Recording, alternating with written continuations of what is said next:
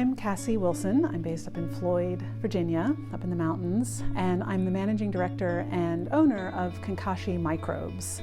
We harvest soil microbes from unsprayed, untilled land up in Floyd on the mountains, which we then brew into liquid concentrates for soil health and foliar sprays, which both increase the biological activity of the soil and the immune resistance of plants for plant health.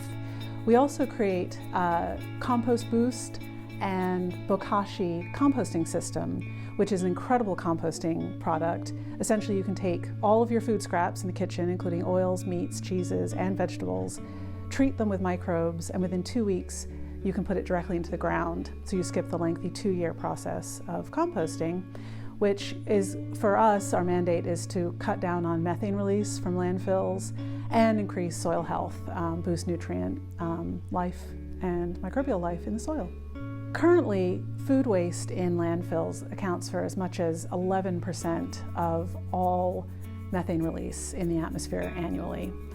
Further, most of our farming has been aimed towards chemical fertilizers and chemical sprays, which depletes your biology and causes massive runoff of nutrients, for instance. And if you don't have a full life of microbes, which actually transport and release nutrients from organic matter and transport nutrients to plant roots, you aren't creating the environment additionally for holding water in the soil, for earthworms and for bugs to exist, that you need that full regenerative package.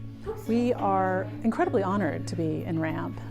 We see that our cohort includes some incredibly fascinating technology.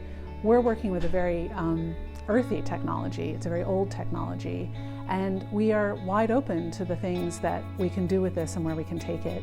We're particularly interested in, we have a broad market application from the homeowner up through large industry. With RAMP, we're hoping to start really focusing on our market entry. We know where we want to start, and we're also feeling out what the growth potential and how to get to these larger markets, what that looks like. So mapping our trajectory through the different stages of what this product can do and where it can go.